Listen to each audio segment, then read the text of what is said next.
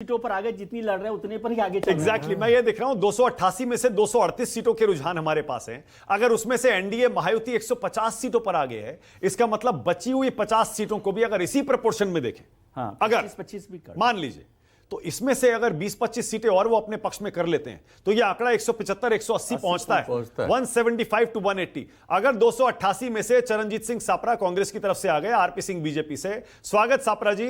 अगर 175-80 का ये प्रोजेक्शन शुरुआती रुझानों में एनडीए के लिए दिख रहा है तो ये तो बड़ी हार होगी आपकी महाराष्ट्र में। सापरा जी बोलिए। नहीं, मुझे लगता है ये शुरुआती रुझान है और इसके अंदर बहुत ज्यादा हमको उत्तेजित होने की जरूरत नहीं। 10:30 बजे तक तो कांग्रेस पार्टी बहुत आगे लीड में थी और फिर किस तरह से रिवर्स हुए। अभी तो पोस्टल बैलेट खुले हैं और मेरे ख्याल से पहले राउंड की जो काउंटिंग है वो शुरू है। अभी अधिकतर कम से कम 80% जो सेंटर है वहाँ पर अभी पहला राउंड शुरू हुआ है। तो मुझे लगता है अभी और हमें देखना चाहिए। और जिस तरह से कांग्रेस पार्टी ने मुद्दे लिए थे वो जनता के मुद्दे थे। मुझे लगता है कि महाराष्ट्र के अंदर शाहू फुले अंबेडकर की भूमि पर मुद्दों को ज़्यादा तवज्जो दिया जाएगा। वो बटेंगे तो कटेंगे, इस तरह के जो रेटोरिक्स थे उसके ऊपर जनता ने नहीं वोट किया होगा। सापरा जी, आप जो कह रहे हैं आपको उम्मीद अभी भी बांधे रखने का हक है, लेकिन मैं कह रहा हूं लोकसभा के बाद हरियाणा ने साबित कर दिया कि आप आखिरी गेंद तक ये कहते रहिए हम हारे नहीं है, हारे नहीं है, हारे नहीं है, 6 गेंद में हम 100 रन बना देंगे। लेकिन मैं ये नहीं कह रहा हूं 6 गेंद ही बची है और 100 रन बनाने, लेकिन ये उम्मीद आप बांधे रखिए। पर सर हरियाणा में भी आप याद रखिए क्या हुआ था। ठीक है हम गलत थे शुरुआती ट्रेंड्स में, मानता हूं, पर अल्टीमेटली आप हारे थे।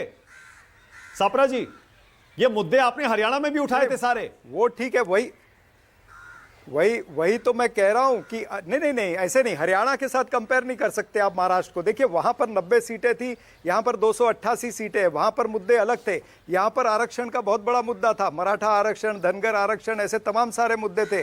तो यहाँ पर किसानों की सोयाबीन का मुद्दा था, जो किसानों की सोयाबीन 4,892 रुपए एमएसपी सरकार ने सापरा जी, नाना पटोले तक पीछे हो गए। आपके महाराष्ट्र के अध्यक्ष नाना पटोले भी पीछे चल रहे हैं, इसमें कोई मैसेज नहीं है क्या? कोई बात नहीं, अगर अभी आपको एक आधे राउंड में पीछे दिख रहे, पोस्टल बैलेट के राउंड में पीछे दिख रहे, तो आने वाले राउंड में अभी तो 16, 17, 18 राउंड होने हैं।